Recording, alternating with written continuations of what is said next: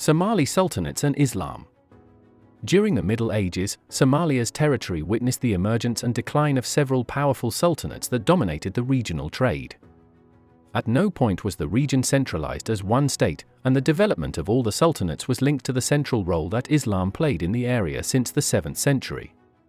Islam was introduced to the northern Somali coast from the Arabian Peninsula early on, shortly after the Hijra, also Hejra, or the journey of the Islamic prophet Muhammad and his followers from Mecca to Yathrib, later renamed Medina, in 622 CE. The oldest mosque in the city of Zayla, a major port trading center, dates to the 7th century. In the late 9th century, Muslims were living along the northern Somali seaboard, and evidence suggests that Zayla was already the headquarters of a Muslim sultanate in the 9th or 10th century. According to I.M. Lewis, the polity was governed by local dynasties consisting of Somalized Arabs or Arabaized Somalis, who also ruled over the Sultanate of Mogadishu in the Benedé region to the south. Mogadishu. The Sultanate of Mogadishu was an important trading empire that lasted from the 10th century to the 16th century. It rose as one of the preeminent powers in the Horn of Africa over the course of the 12th to 14th centuries, before becoming part of the expanding Adjuran Empire.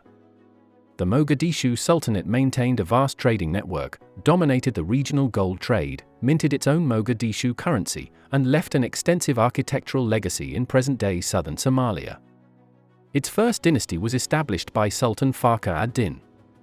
This ruling house was succeeded by the Muzaffar dynasty, and the kingdom subsequently became closely linked with the Adjuran Sultanate. For many years, Mogadishu stood as the preeminent city in what is known as the Land of the Berbers, which was the medieval Arab term for the Somali coast. Contemporary historians suggest that the Berbers were ancestors of Adjuran. The Adjuran Sultanate ruled over large parts of the Horn of Africa between the 13th and late 17th centuries. Through a strong centralized administration and an aggressive military stance toward invaders, it successfully resisted an Oromo invasion, a series of expansions in the 16th and 17th centuries by the Oromo people from parts of Kenya and Somalia to Ethiopia, from the west, and a Portuguese incursion from the east during the Gal Mado and the Adjuran-Portuguese Wars.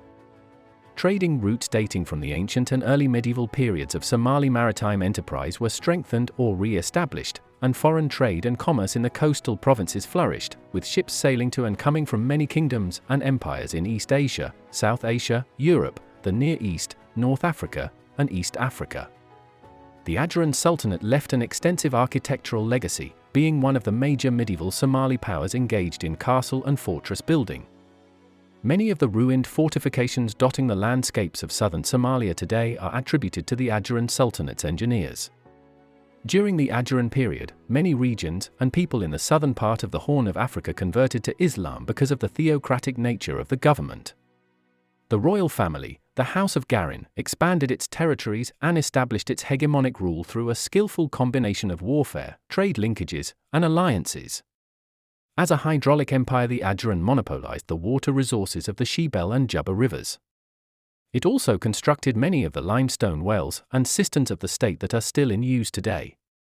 The rulers developed new systems for agriculture and taxation, which continued to be used in parts of the Horn of Africa as late as the 19th century. The tyrannical rule of the later Adjuran rulers caused multiple rebellions to break out in the Sultanate, and at the end of the 17th century the Adjuran state disintegrated into several successor kingdoms.